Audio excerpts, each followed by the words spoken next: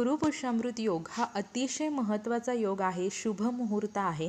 या दिवशी आपण कुठलंही कार्य केलं, कोणत्याही कामाची सुरुवात केली तर ती 100% फलित होते. म्हणजेच पूर्ण फळ आपल्याला त्या कामाचं किंवा त्या सेवेचं मिळत असतं. सर्व स्वामी भक्त गुरुपुष्यामृत योगाची अतिशय आतुरतेने वाट पाहत असतात. 24 जुलै 2025 वार गुरुवार रोजी आलेला आहे गुरुपुष्यामृत योग.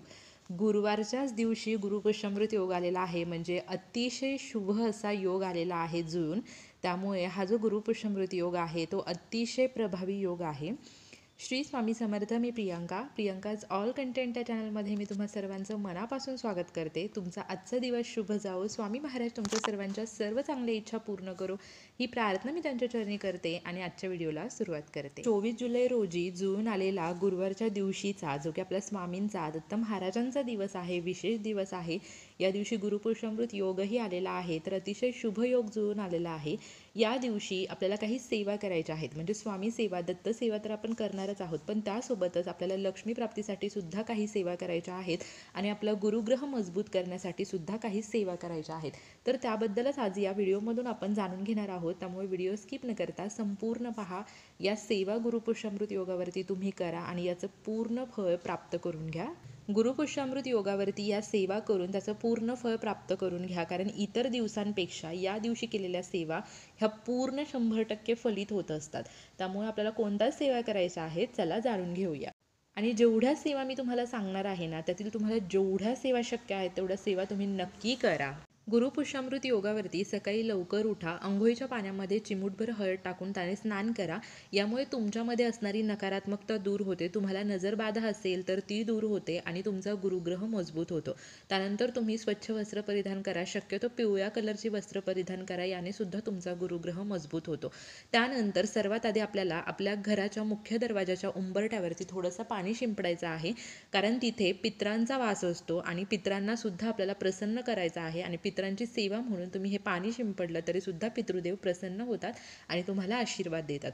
त्यानंतर आपल्याला सगळ्यात आधी उंबरालेपन करून घ्यायचं आहे. एका वाटीमध्ये तुम्ही हळद घ्या, थोडंसं अष्टगंध घ्या, त्यामध्ये थोडंसं गोमूत्र घ्या किंवा गंगाजल घ्या. त्याची छान अशी पेस्ट करून तुम्ही उंबऱ्यावरती हळदीचं लेपन करून घ्यायचं आहे. दोन्ही साईडला तुम्ही शुभचिन्ह काढून घ्या. त्या शुभचिन्हांची त्याच्यानंतर तिथे थोडीशी रांगोळी काढा. त्या रांगोळीची आणि त्या उंबऱ्याची तुम्हाला हळद, कुंकू, अक्षता, फूल वाहून तुम्हाला पूजा करायची आहे. आपला जो मुख्य दरवाजा आहे त्यावरती सुद्धा तुम्हाला स्वस्तिक काढून घ्यायचे आहेत आणि त्याची सुद्धा तुम्हाला पूजा करायची आहे. तुम्हाला एक तुपाचा दिवा प्रज्वलित करायचा आहे आणि त्या दिव्यामध्ये थोडीशी हळद टाकायची आहे. तो तुम्हाला तुमच्या उंबरठ्यावरती अशा पद्धतीने ठेवायचा आहे की तुम्ही घराच्या बाहेर जाताना तुमच्या डाव्या हाताला आणि घरामध्ये प्रवेश करताना तुमच्या उजव्या हाताला तो दिवा येईल, अशा प्रकारे तो दिवा ठेवायचा आहे. यामुळे तुमच्या घरामध्ये जी नकारात्मक शक्ती आहे ती बाहेर निघून जाते आणि परत आपल्या घरामध्ये कधीही प्रवेश करू शकत नाही. त्यामुळे हा अत्यंत प्रभावी असा उपाय आहे, तुम्ही नक्की करा. हे झाल्यानंतर तुम्हाला सूर्यदेवांना अर्घ्य द्यायचा आहे. सूर्यदेवांना दररोज अर्घ्य देणं खूप महत्त्वाचं आहे, पण तुम्ही देत नसाल तर गुरुपुष्यामृत योगावरती तरी नक्की अर्घ्य द्या. त्यासाठी एका तांब्यामध्ये पाणी घ्या, त्यामध्ये थोडंसं हळदी, कुंकू, अक्षता आणि एक लाल फूल टाका. शक्य असेल तर थोडासा गूळ किंवा मग साखर टाकून तुम्ही अर्घ्य द्या. अर्घ्य देत असताना ओम घृणी सूर्याय नमः, ओम घृणी सूर्याय नमः या मंत्राचा जप करायचा आहे. त्यानंतर तुम्हाला नमस्कार करायचा आहे. स्वतःभोवती 7 प्रदक्षिणा घालायच्या आहेत आणि या प्रदक्षिणा घालताना ओम घृणी सूर्याय नमः, ओम घृणी सूर्याय नमः या मंत्राचा जप करायचा आहे. बघा, सूर्यदेवांना अर्घ्य देणं खूप महत्त्वाचं आहे. सूर्यदेवांची पूजा करणं, कारण सूर्यदेवांची पूजा केल्यामुळे आपल्या आयुष्यामध्ये यश, मान, सन्मान, कीर्ती, सुख, समृद्धी, आरोग्य सर्व काही आपल्याला लाभतं. आपल्या सर्व इच्छा पूर्ण होतात, संकट दूर होतात, आजारपण दूर होत असतं. त्यामुळे सूर्यदेवांना दररोज अर्घ्य देत चला. एका पेल्यामध्ये थोडंसं पाणी घ्या आणि त्याच्यामध्ये थोडीशी हळद टाका किंवा तुम्ही गोमूत्रही घेऊ शकता आणि हे चांगलं मिक्स करून एका फुलाने संपूर्ण घरामध्ये शिंपडा. यामुळे आपल्या घरातील नकारात्मक शक्ती दूर निघून जाते आणि घरामध्ये सकारात्मक शक्तीचा संचार होतो. घरामध्ये सुख, शांती, समृद्धी नांदते.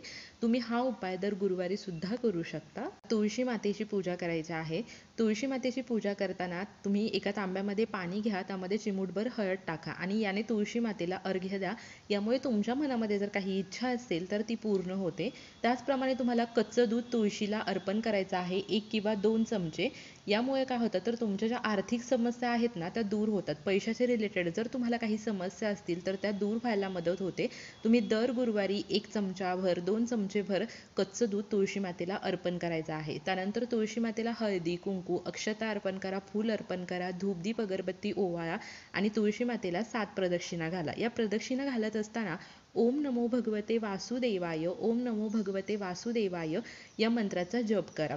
यामुळे तुमच्या सर्व इच्छा पूर्ण होतात आणि तुळशी मातेचा आशीर्वाद तुम्हाला तुमच्यावरती राहतो. एका वाटीमध्ये तूप घ्यायचं आहे, त्यामध्ये थोडंसं हळदी कुंकू टाकून त्याची पेस्ट करायची आहे.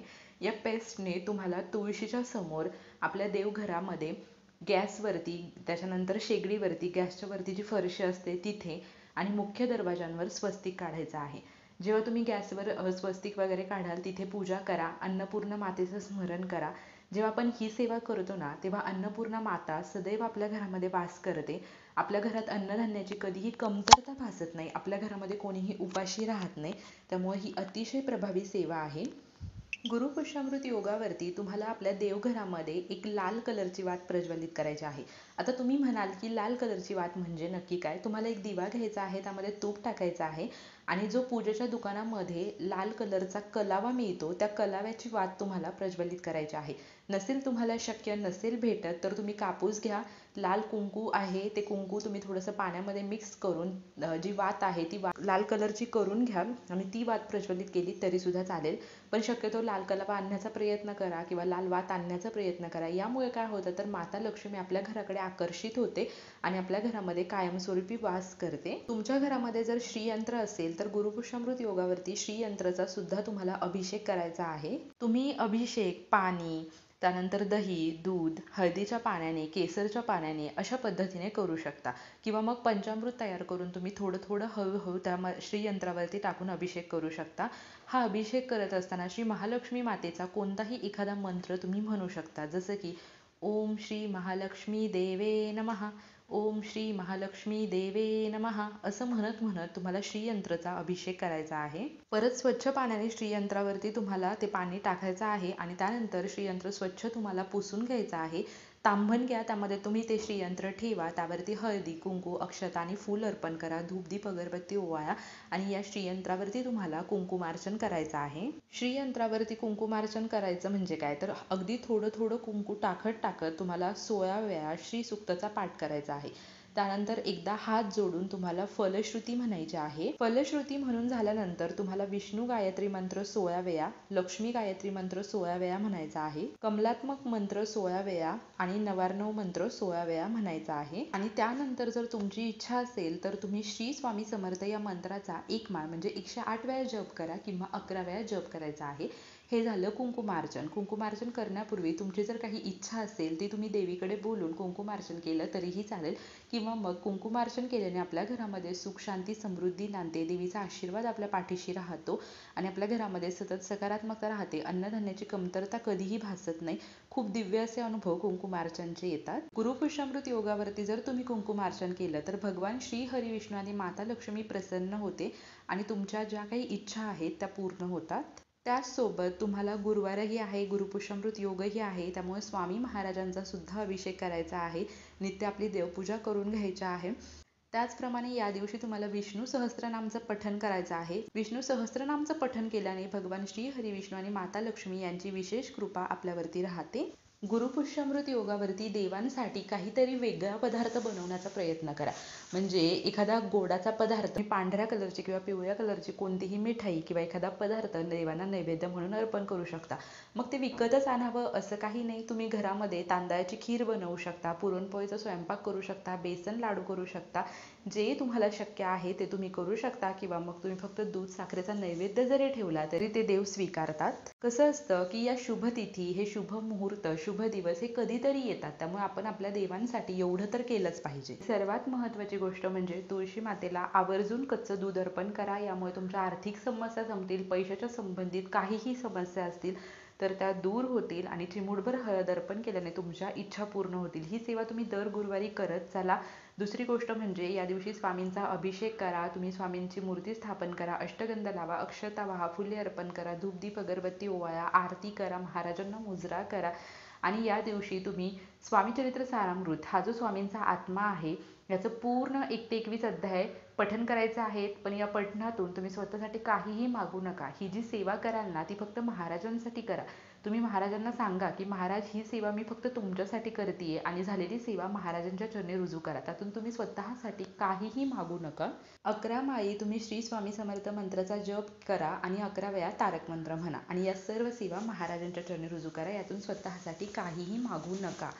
आणि बघा 24 जुलैला जे गुरुपुष्यामृत योग आणि शुभयोग जुळून आले ना, नक्की या सेवा करा आणि पूर्ण फळ प्राप्त करून घ्या. कारण यासारखे दिवस हे सतत येत नाही, कधीतरी तुम्हाला गुरुपुष्यामृत योग हे येतात. त्यामुळे शक्यतो असे जे योग आहेत, असे जे शुभ दिवस आहेत ना, ते चुकूनही हातातून घालू नका. जेवढ्या सेवा जमतील तेवढ्या करा आणि संपूर्ण पुण्याई कमवून घ्या, म्हणजे पूर्ण फळ प्राप्त करून घ्या. या सेवा केल्यामुळे तुमच्या घरामध्ये सुख शांती समृद्धी नांदेल, सकारात्मकता नांदेल.